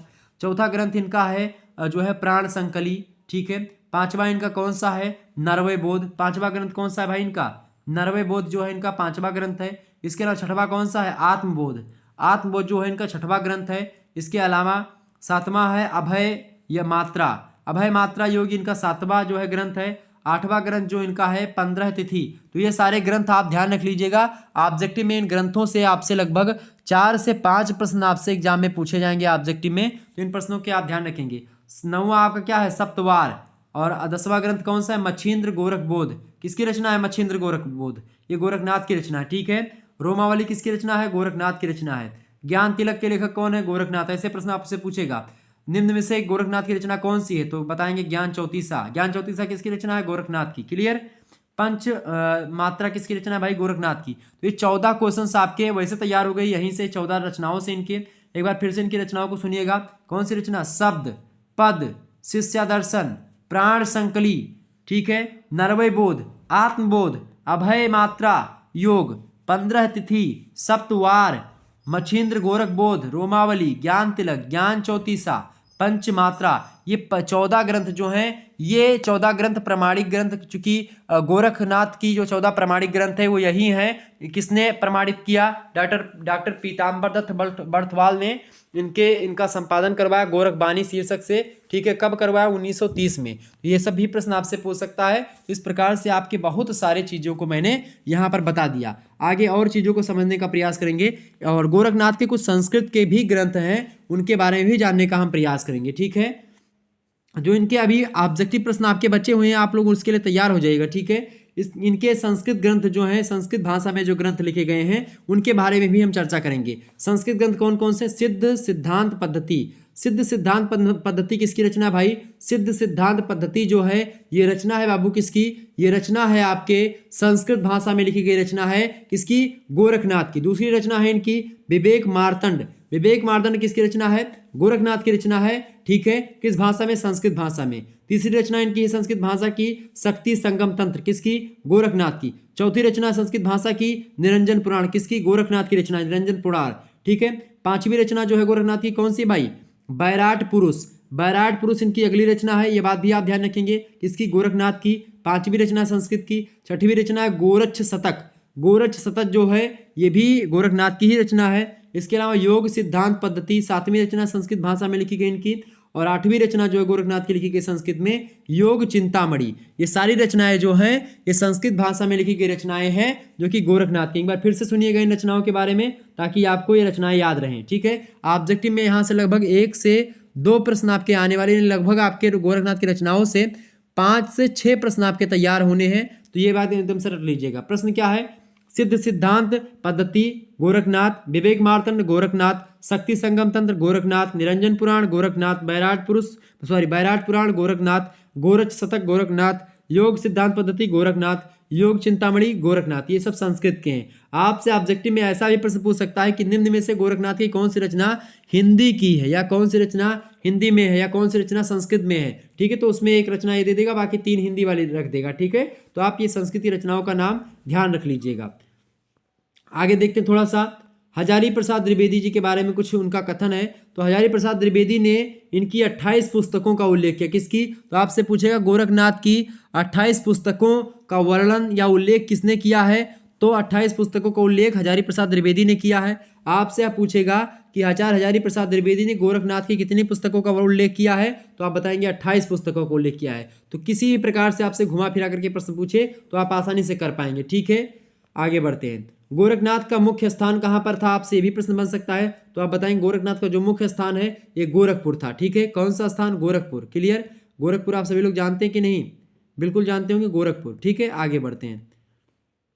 अच्छा, कुछ कथन है इनका शंकराचार्य के बाद में, मतलब जो है ये कथन किसका है? ये कथन है आचार्य हजारी प्रसाद द्विवेदी का। मैं पूरा कथन आपको दिखा पा रहा हूँ, यहाँ तक स्क्रीन पर आपको दिखाई पड़ रहा होगा। ये गोरखनाथ का कथन, मतलब कि हजारी प्रसाद द्विवेदी का कथन है गोरखनाथ के संदर्भ में। हजारी प्रसाद द्विवेदी कहते हैं कि शंकराचार्य के बाद इतना प्रभावशाली और इतना महिमान्वित भारतवर्ष में दूसरा नहीं हुआ है। शंकराचार्य के बाद में अगर कोई इतना प्रभावशाली व्यक्ति हुआ है, महिमान्वित हुआ है, तो भारतवर्ष में दूसरा कोई नहीं हुआ है। ये हुए हैं, यानी कि जो है गोरखनाथ हुए हैं। भारतवर्ष के कोने कोने में उनके अनुयायी जो है आज भी पाए जाते हैं गोरखनाथ के। भक्ति आंदोलन के पूर्व सबसे शक्तिशाली धार्मिक आंदोलन जो था वो गोरखनाथ का भक्ति मार्ग ही रहा था। और गोरखनाथ अपने सबसे बड़े नेता थे। गोरखनाथ अपने समय के सबसे बड़े नेता थे। यह भी किसने कहा? आचार्य हजारी प्रसाद द्विवेदी ने कहा। ठीक है, तो ये कथन थोड़ा सा याद रख लीजिएगा। हो सकता है आपके एग्जाम में आपको डरवाने के लिए प्रश्न पूछ लिया जाए ताकि आप इससे डर करके प्रश्न छोड़ करके चले आएँ। ठीक है, ये प्रश्न थोड़ा सा ध्यान रखिएगा। क्लियर? इसके अलावा मच्छेंद्रनाथ के बारे में थोड़ा सा जान लेते हैं। मच्छेंद्रनाथ जो थे, इनके बारे में अगर बात की जाए, मच्छेंद्रनाथ जो है भाई, इनके बारे में अगर बात की जाए तो मच्छेंद्रनाथ जो हैं ये जाति के मछुआरे थे। तो ऑब्जेक्टिव में आपसे कई बार प्रश्न पूछा गया है कि जो है मच्छेंद्रनाथ जो थे ये किस जाति के थे? तो मच्छेंद्रनाथ जो थे जाति के किस थे भाई? मछुआरे जाति के थे। किस जाति के थे बाबू? ये मछुआरे जाति से थे। ठीक है, किस जाति से? मच्छेंद्रनाथ जो थे मछुआरे जाति से थे। ये बात आप ध्यान रखें, किस जाति से? मछुआरे जाति के। आगे बढ़ते, मीननाथ, मीनानाथ, मीनपाल, मच्छेंद्रपाल, ये इनके कई नाम हैं। ठीक है, तो मत्स्येंद्रनाथ बोलो, मत्स्येंद्रनाथ या मच्छेंद्रनाथ, बात एक ही है। ठीक है, मत्स्येंद्रनाथ, मीननाथ, मच्छर जो है मंचदरनाथ, या चौथे मतलब बोधिसत्व में आपको पता होगा अवलोकितेश्वर। ये सारे नाम किसके हैं? ये सारे नाम ये जो है किसके हैं? मत्स्येंद्र नाथ के ही हैं। क्लियर? मत्स्येंद्र नाथ के बारे में कुछ बातें थी जो कि आपको पता होनी चाहिए। आपसे पूछेगा मच्छेंद्र पाल के नाम से कौन जाना जाता है, तो आप बताएंगे कि मत्स्येंद्र नाथ को कहा जाता है। मीन पाल के नाम से मत्स्येंद्र नाथ, मीना नाथ के नाम से मत्स्येंद्र नाथ, मीन नाथ। ठीक है, तो ये सब मत्स्येंद्र नाथ हैं। ठीक, किस जात के थे? मछुआरे जात के थे। क्लियर? और जालंधर नाथ के शिष्य तथा गोरखनाथ के गुरु भी थे। किसके? जालंधर नाथ के शिष्य थे और गोरखनाथ के गुरु थे। कौन कौन गुरु थे भाई? कौन गुरु थे गोरखनाथ के? मत्स्येंद्र नाथ। तो मत्स्येंद्र नाथ कौन थे? गोरखनाथ के गुरु थे। और जालंधर नाथ के कौन थे भाई? जालंधर नाथ के ये वो थे। जालंधर नाथ के कौन थे भाई? जालंधर नाथ के शिष्य थे मत्स्येंद्र नाथ और गोरखनाथ के गुरु थे। क्लियर? ये बात ध्यान रखेंगे। मत्स्येंद्र नाथ बाम मार्ग पर चलने लगे, तब गोरखनाथ ने इनका उद्धार किया। ठीक है, तो इस प्रकार से ये जो है कुछ बातें थी इनके बारे में। और मत्स्येंद्र नाथ की आपसे पूछेगा कुल कितनी पुस्तकें, तो जो है मत्स्येंद्र नाथ की कुल मिलाकर के 4 पुस्तकें फेमस हैं। ये बात भी ध्यान रखेंगे। और मत्स्येंद्र नाथ के पदों का संकलन जो किया है वो आचार्य हजारी प्रसाद द्विवेदी जी ने किया है। और इनका नाथ सिद्धों की बाणियाँ, नाथ सिद्धों की बाणियाँ एक पुस्तक है। इस पुस्तक के मतलब ये शीर्षक है पुस्तक का, नाथ सिद्धों की बाणियाँ। और इसका जो है संकलन किया है आचार्य हजारी प्रसाद द्विवेदी ने। इसमें जो है मत्स्येंद्र नाथ के जो पुस्तकें हैं उनके बारे में वर्णन आपको मिलता है। अच्छा, नाथ पंथ के बारे में जो है आचार्य हजारी प्रसाद द्विवेदी का एक कथन है द्विवेदी जी का कि जो इन्होंने कहा कि नाथ पंथ जो है, नाथ पंथ या नाथ संप्रदाय के सिद्ध मत, सिद्ध मार्ग, योग संप्रदाय, अवधूत मत या अवधूत संप्रदाय, ये कई सारे नाम है इसके। तो आपसे पूछे अवधूत मत किसे कहते हैं, तो आप बताएंगे नाथ पंथ को ही। योग संप्रदाय किसे कहते हैं, तो वो भी कहते हैं इसी को। ठीक है, अवधूत संप्रदाय किसे कहते हैं, नाथ पंथ को ही कहते हैं। ठीक है, योग मार्ग जो है इसी को कहते हैं। योग मार्ग की संज्ञा किसने दी? नाथ पंथ को, हजारी प्रसाद द्विवेदी। सिद्ध मार्ग के नाम से भी जाना जाता है हजारी प्रसाद मतलब कि नाथ पंथ को। और नाथ पंथ, नाथ संप्रदाय के सिद्ध मतलब कि नाथ संप्रदाय के सिद्ध मत, ये भी नाथ के बारे में है और नाथ पंथ भी तो कहा जाता है। क्लियर? तमाम सारी चीज़ों के बारे में आपने समझा जाना।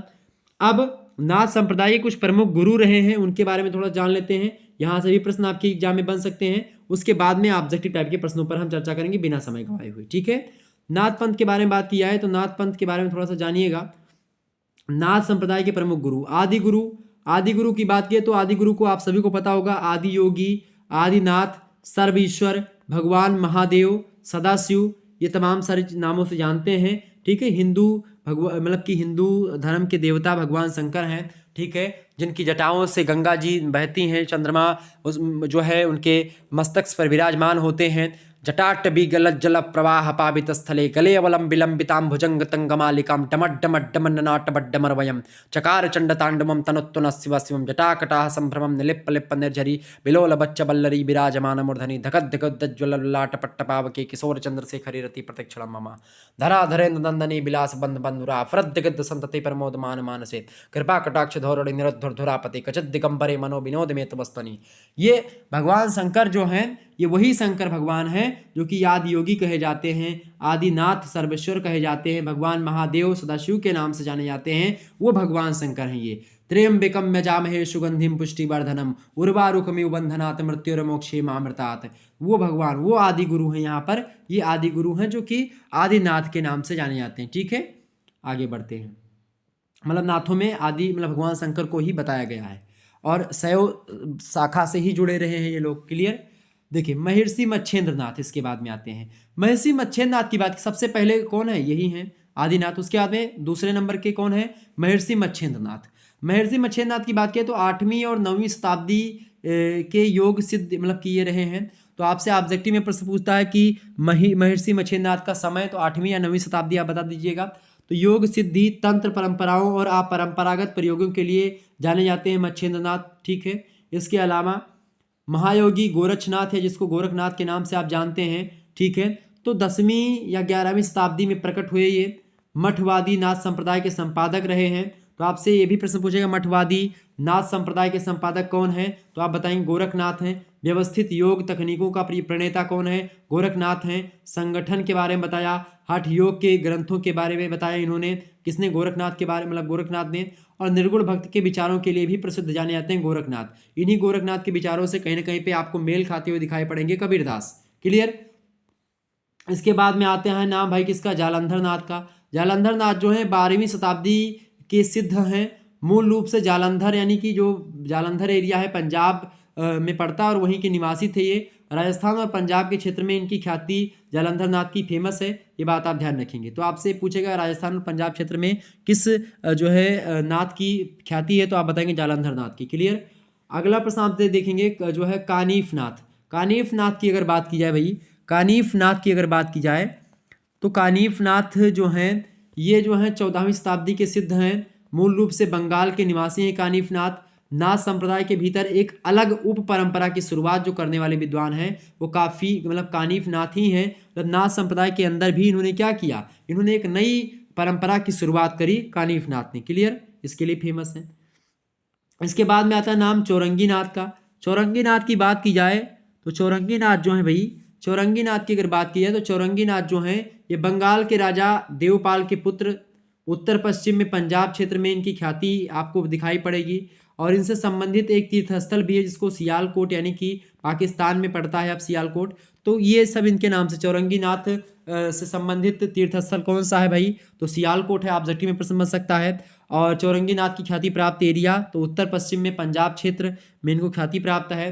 और चौरंगी नाथ कौन थे? तो बंगाल के राजा देवपाल के पुत्र थे। क्लियर? ये हो गए चौरंगी नाथ के बारे में कुछ बातें। इसके बाद में नाम आता है चरपटी नाथ का। चरपटी नाथ कौन है भाई? चरपटी नाथ की बात की है तो हिमाचल प्रदेश के चंबा क्षेत्र में हिमालय की गुफाओं में रहने वाले व्यक्ति है ये चरपटी नाथ। और इन्होंने अवधूत का प्रतिपादन किया। किसका? अवधूत का प्रतिपादन किसने किया? चरपटी नाथ ने किया। ऑब्जेक्टिव में आपसे प्रश्न पूछता है। और इन्होंने बताया कि व्यक्ति को अपनी आंतरिक शक्तियों को बढ़ावा देना चाहिए क्योंकि बाहरी प्रथाओं में हमें कोई फर्क नहीं पड़ता है। बाहरी प्रथाओं से हमको कोई फर्क नहीं पड़ता, हमको अपनी आंतरिक शक्तियों को बढ़ाना चाहिए। ऐसा किसने कहा? चरपटी नाथ ने कहा। तो इस प्रकार से आपने तमाम सारे ऑब्जेक्टिव टाइप के प्रश्नों को एक ही वीडियो के माध्यम से समझा। तो ये आपके हो गए। अब आगे हम थोड़ा चलेंगे और 2-3 विद्वानों के बारे में और 2-3 लोगों के बारे में और समझ लेंगे, गुरुओं के बारे में। फिर उसके बाद में ऑब्जेक्टिव प्रश्नों पर चर्चा करते हैं तीव्र गति से। ठीक है, चले अब यहाँ पर जानिए आप भर्तृहरि नाथ। भर्तृहरि नाथ कौन है? ये उज्जैन के राजा हैं और विद्वान हैं जिन्होंने योगी बनने के लिए अपना राज्य छोड़ दिया था। आपको पता होगा जो योगी लोग आते हैं सरंगी बजाते हुए और जो है आपको पता होगा गांव गांव आते घूमते हैं योगी परंपरा से। तो योगी लोग जो हैं राजा भर्तृहरि का गाना गाते हैं सरंगी बजा करके। तो वही राजा भर्तृहरि है। कहा राजा भर्तृहरि ऐसे कुछ गाना गाते हैं। बचपन में हम लोग छोटे थे तो जोगी बाबा आते थे तो वो जो है गाना मतलब सरंगी लिए होते थे, सरंगी बजाते थे।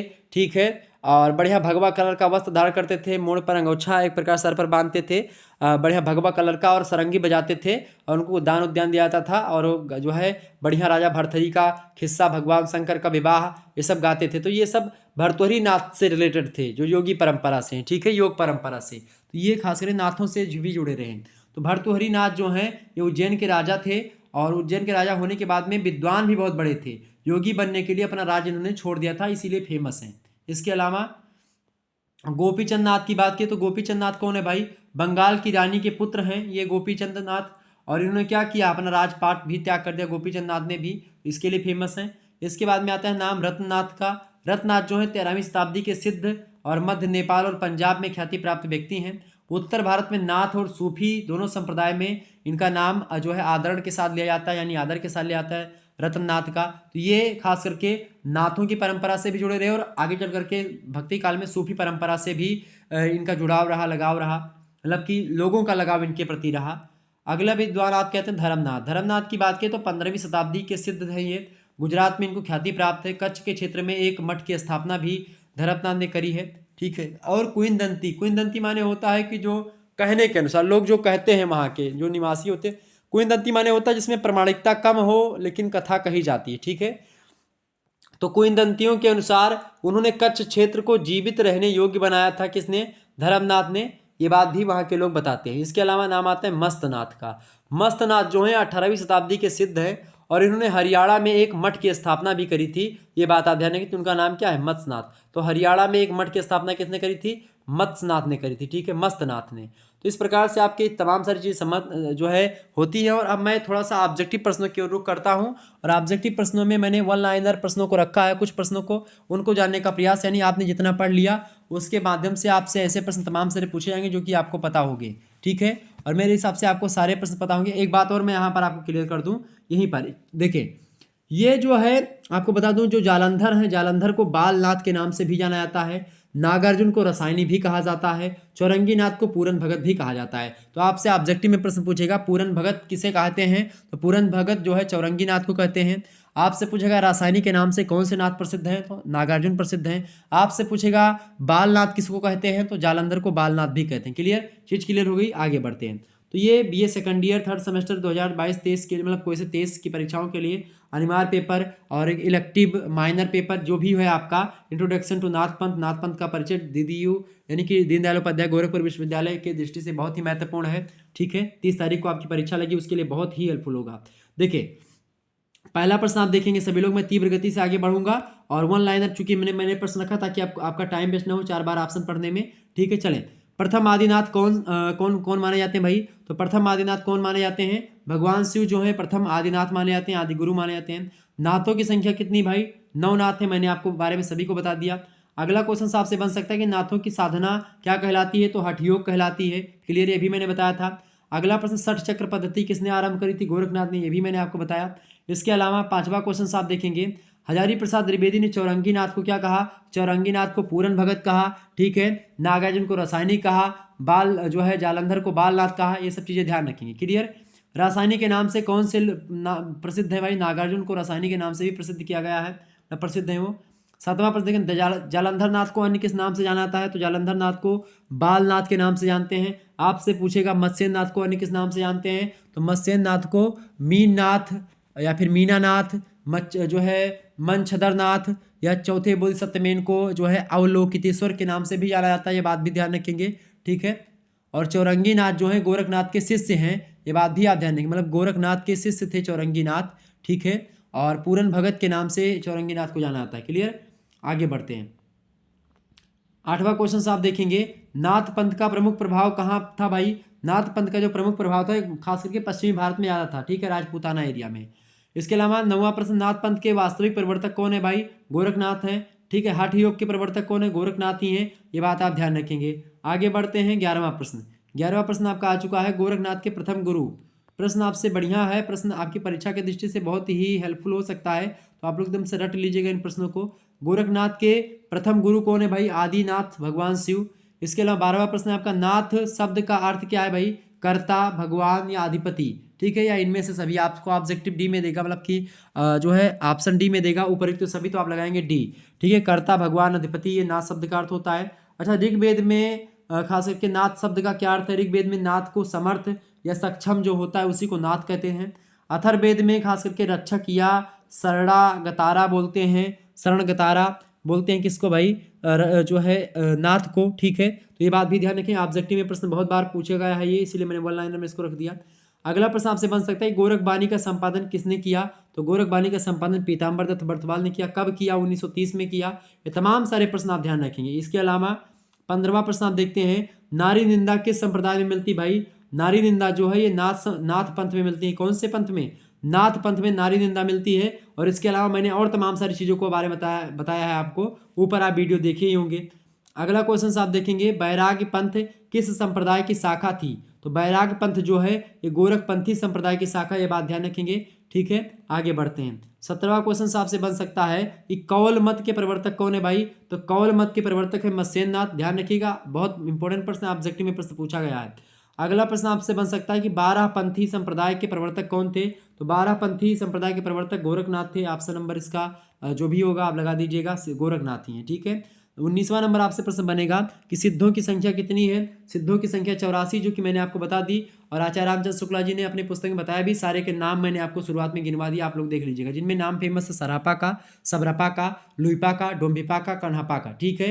ध्यान रखेंगे, सरहपा के शिष्य सरापा हिंदी के प्रथम कवि भी माने जाते हैं, ठीक है। और खास करके आपको बता दूं, इनके 32 ग्रंथ फेमस हैं। दोहा को सबसे प्रसिद्ध है, दोहा और चौपाई पद्धति का प्रयोग सरहपा ने सबसे पहले किया, ठीक है। और बच्चन सिंह कहते हैं कि आक्रोश की भाषा का पहला प्रयोग सरापा में दिखाई पड़ता है। इसके बाद में सबरपा आते हैं। सबरपा सरापा के शिष्य हैं। 780 ईस्वी में जन्म होता है सबरपा का। ठीक है, सबरों की वेशभूषा में रहने के कारण से इनका नाम सबरपा पड़ता है। और इनका प्रसिद्ध ग्रंथ सबरपा का चर्यापद है। ये बात ध्यान रखिए, चर्यापद किसका ग्रंथ है आपसे पूछेगा तो सबरपा का पद है। ठीक है, चर्यापद एक प्रकार का गीत होता है जो अनुष्ठान कोई रखा था तो उस समय गाया जाता है चर्यापद, तो वो उसकी रचना सबरपा ने करी। लुइपा की बात की तो लुइपा जो है और चर्यापद जो है ये संध्या भाष शैली में लिखा गया है। और खास करके आप देखिए दृष्टिकूट के दोहरे अर्थ भी होते हैं और उसी दोहरे कूट में लिखा गया है जो है चर्यापद जो रचना है सबरपा की। और सबरपा के शिष्य थे लुइपा। लुइपा का जन्म 773 ईस्वी में हुआ था और सिद्धों में लुइपा का सबसे ऊंचा यानी सम्मानजनक स्थान माना जाता है, बात भी ध्यान रखेंगे। और जो है उसके बाद में नाम आता है एक व्यक्ति डोम्बिपा का। डोम्बिपा जो हैं इनका जन्म 840 ईस्वी में हुआ था। विरूपा के शिष्य थे ये और 21 ग्रंथ इनके बताए जाते हैं जिनमें से डोम्ब गीतिका, योगचर्या और अक्षर दिकोपदेश ये फेमस ग्रंथ है डोम्बिपा के। और इसके बाद में आते हैं कान्हपा। कान्हपा का जन्म होता है 820 ईस्वी में।